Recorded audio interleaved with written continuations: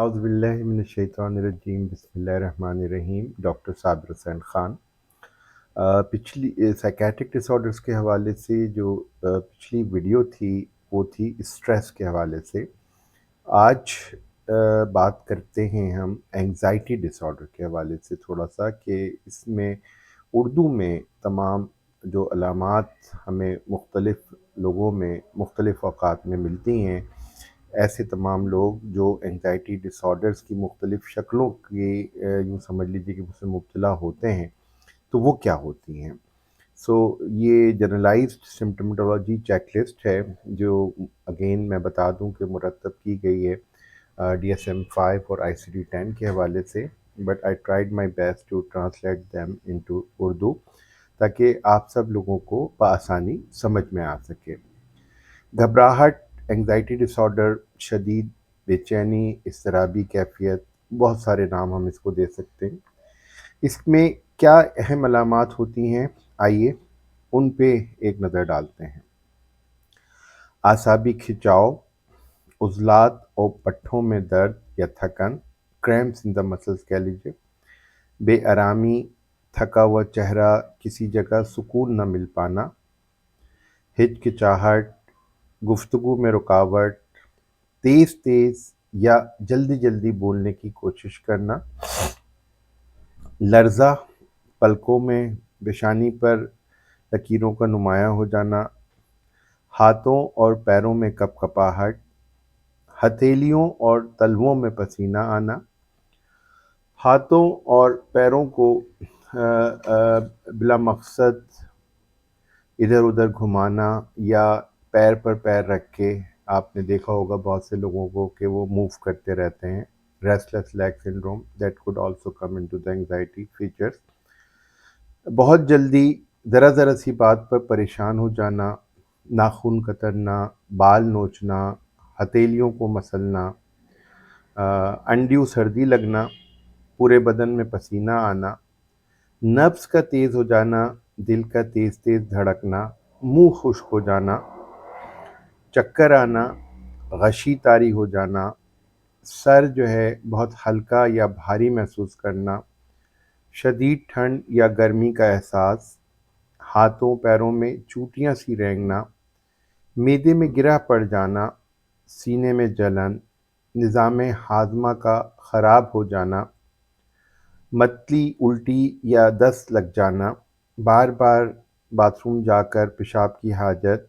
سینے کے بیچ درد یا جکڑن محسوس کرنا، سانس لینے میں دشواری،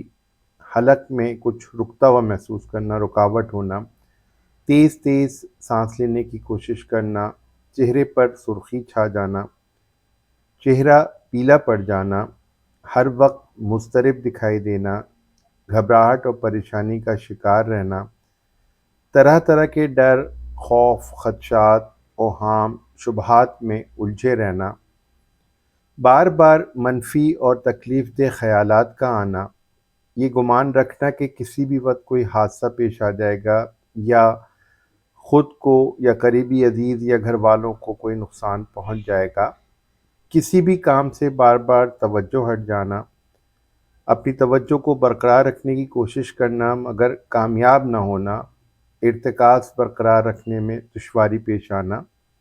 نیند کم ہو جانا یا بار بار آنکھ کھل جانا، بھوک کم ہو جانا یا پھر بہت زیادہ ہو جانا، جنسی خواہش میں کمی، بے صبرا پن، چڑچڑاپن، جھنجھلاہٹ،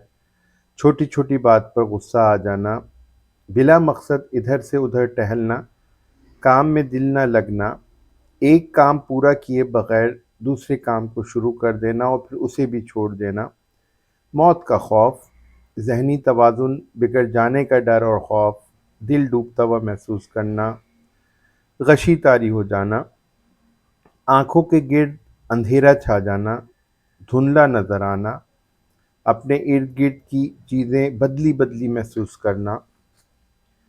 اپنے جسمانی اعضاء میں تبدیلی سی محسوس کرنا کہ ان کا جو سٹرکچر ہے یا ان کی شیپ ہے وہ تبدیل ہو گئی ہے، بیٹھے چونک جانا، لمبی سانسیں بھرنا، رونگٹے کھڑے ہو جانا، سارے وجود پر بے نام سی وحشت طاری ہو جانا، بغیر کسی وجہ کے ٹینس رہنا یا ٹینشن کی وجہ سے کوئی کام صحیح طرح نہ کر پانا، خود کو بالکل ڈھیلا ڈھالا محسوس کرنا، بہت جلدی تھک جانا، حیرانی و پریشانی کے حد سے بڑے ہوئے رد عمل کا اظہار کرنا،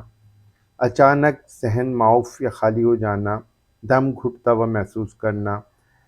ہلکی سی آواز پر چونک جانا، کان کھڑے ہو جانا، متحرک ہو جانا، خود بھی پریشان رہنا اور اوروں کو بھی اپنی پریشان کن باتوں سے پریشان کرتے رہنا، اندیشوں اور وسوسوں میں گھرے رہنا، اب کیا ہوگا، یہ کیسے ہوگا، یہ ایسا کیوں ہو گیا، ایسا ہو گیا تو کیا ہوگا، ایسا نہیں ہوا تو کیا ہوگا، بدحواسی، غیر مستقل مزاجی، بولائے بولائے پھرنا، اچانک کسی خبر پر ہاتھ پاؤں پھول جانا، دل کے دورے یا فالج کے حملے کا ڈر یا خوف، ابکائیاں آنا، ہاتھ پاؤں سن ہو جانا۔ یہ ایک بریف لسٹ ہے جو بیسکلی یوں سمجھ لیجئے کہ انگزائٹی کی جو مختلف شکلیں ہیں، بہت ساری اس میں ڈس آرڈرز ہیں، ہم ابھی ٹیکنیکل ٹرمز میں نہیں جا رہے کیونکہ یہ اس بکلیٹ کو مرتب کرتے ہوئے اور اس تحریر کے وقت اور ابھی یہ جو ویڈیو بناتے وقت جو مین آبجیکٹیو ہے وہ ایک عام آدمی جو ڈاکٹر بھی نہ ہو، جو جس کا سائیکیٹری یا سائیکولوجی سے تعلق بھی نہ ہو، وہ بیچارہ جو ان علامات کا شکار ہے،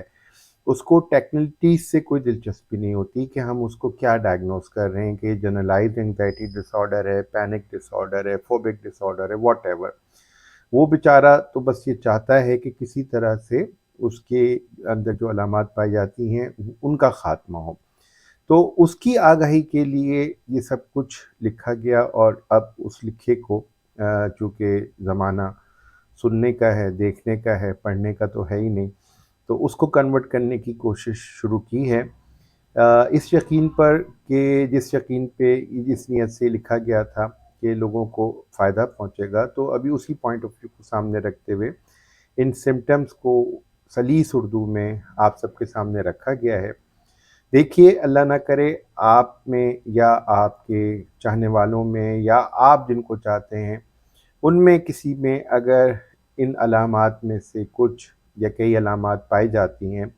تو پھر دیر نہیں کیجیے، اپنے قریب اتوار میں دیکھیے، کوئی ماہر نفسیات، کوئی سائیکیٹرسٹ آپ کو ملے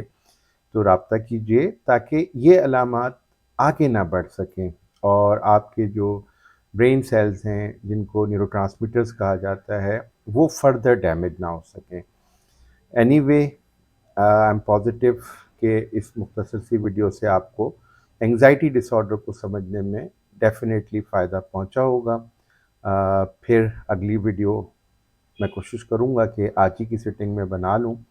اور یہ نہیں پتہ کہ پھر اس کو اپلوڈ کب کیا جائے گا۔ والسلام، آپ سب کے لیے دعا گو، ڈاکٹر صابر حسین خان۔